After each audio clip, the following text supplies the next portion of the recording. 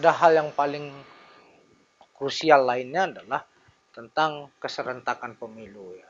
Nah, keserentakan pemilu ini termasuk fraksi Partai Nasdem dan beberapa fraksi melakukan kajian ya. Karena apa?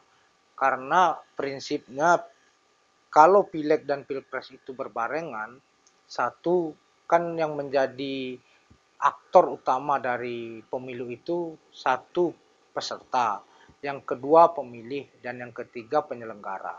Ini di sektor di aktor pertama aja itu terjadi sebuah hal yang benar-benar confused. Pemilih juga bingung dan apalagi penyelenggara dengan banyaknya catatan penyelenggara yang mati kemarin gitu harus jadi bahan refleksi dan evaluasi serta asesmen semua pihak. Bukan hanya masalah penyederhanaan keserentakannya semata-mata. Dan hal yang paling prinsipil dari keserentakan ini adalah negara jadi yatim piatu. Kenapa? Pileg itu kecenderungannya orang mengurus diri orang per orang, partai mengurus diri partai per partai. Nah, caleg per caleg itu. Dan mengurus negara kemudian siapa? Yang mengurus calon presiden yang bertarung siapa kemudian? Nggak mungkin hanya relawan per relawan, sementara presiden itu diusulkan oleh partai atau gabungan partai. Nah, inilah yang kemudian harus menjadi kesadaran kita bersama bahwasanya pemilu legislatif itu harus dipisahkan dengan pemilu presiden, bukan semata-mata aspek teknisnya, tapi adalah aspek bagaimana penyelenggaraan negara ini. Untuk kemudian calon presiden itu adalah representasi yang diusulkan oleh partai politik.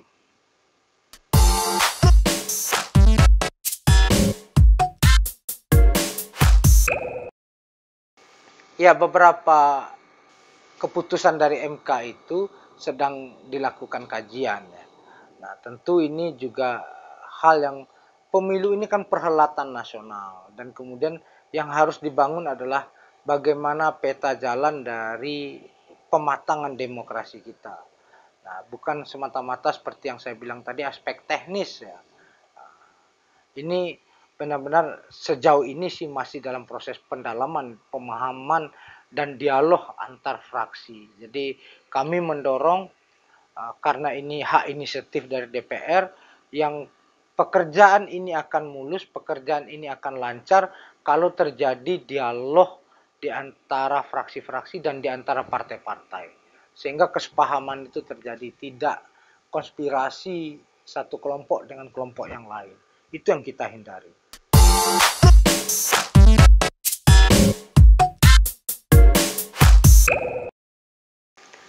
Yang pertama adalah parliamentary threshold. Kalaulah kita berkaca dari statement Pak Surya sebelum partai ini berdiri, ketika waktu itu masih organisasi kemasyarakatan nasional Demokrat, beliau sudah mengendorse konsolidasi demokrasi, pematangan demokrasi itu harus terjadi. Maka kemudian instrumen satu-satunya itu adalah bagaimana peningkatan secara gradual parliamentary threshold. Nah, bahkan Pak Surya mengatakan waktu itu secara tegas bukan untuk kepentingan Nasdem semata-mata. Nah, ya sejauh ini Nasdem mengusulkan 7% untuk kemudian terjadi proses konsolidasi demokrasi kita semakin matang itu. Kita bisa bayangkan bagaimana negosiasi rejim yang terpilih dengan sekian banyak partai atau fraksi yang ada di DPR.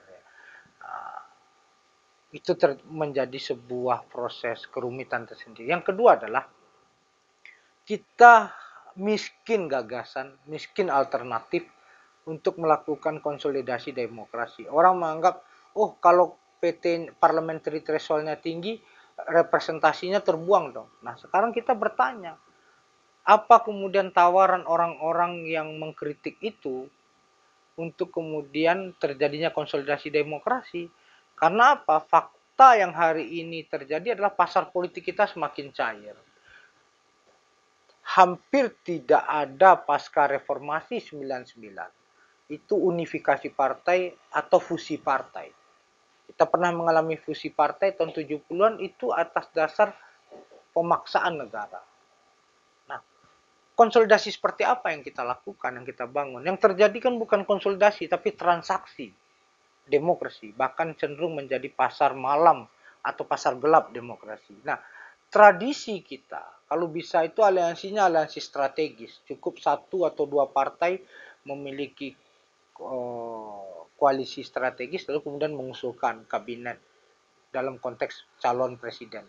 Ini berkaitan yang kedua, Nasdem juga menggagas untuk kemudian presidensial threshold-nya diturunkan dari 20% ya menjadi 15% atau bahkan bisa 10 atau 12%. Untuk apa? Untuk kemudian terjadi proses konsolidasinya, proses koalisinya jauh lebih matang. Jadi harus siap berdemokrasi, harus siap beroposisi.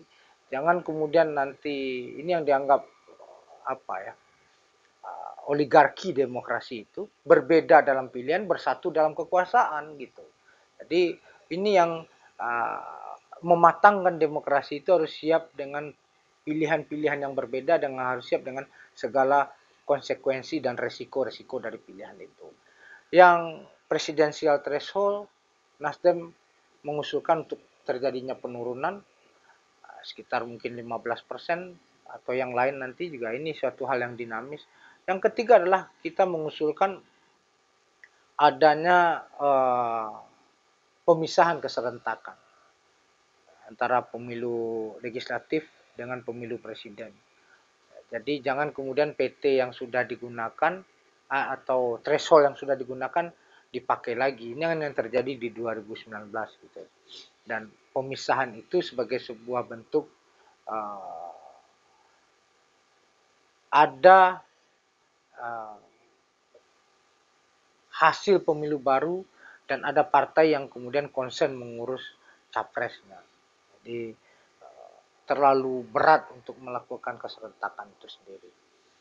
Ada beberapa isu yang lain bagi Nasdem adalah satu, kita harus mulai membangun roadmap karena ini era digital era ini digital age gitu, kita harus membangun peta jalan roadmap untuk sampai kapan kita ingin melakukan e-voting. Dan yang terakhir adalah biar kemudian abuse of power-nya nggak gila-gilaan, karena berkaca dari pengalaman sebelumnya, kita mengusulkan ASN, TNI, dan Polri yang ingin berkontestasi, yang ingin menjadi caleg, yang ingin menjadi calon kepala daerah, dan lain-lain sebagainya, termasuk penyelenggara pemilu, harus mundur dalam jangka waktu yang cukup panjang. Tidak saat mendaftar itu ya, itu terlalu pendek. Karena apa? Berkaca dari beberapa hal ya, banyak ya kalau boleh kita bilang ya, banyak TNI Polri gitu mau maju melakukan kekuasaannya ya, Kapolres, Kapolda gitu maju, lalu kemudian menginjak-injak demokrasi, melakukan banyak catatan hitam gitu. Kita tidak ingin abuse of power ini. Jangan kemudian negara ini bergeser dari negara tentara di dalam otoritarian kemudian menjadi negara polisi di era demokrasi. Jangan. Ini yang kemudian menjadi catatan kita.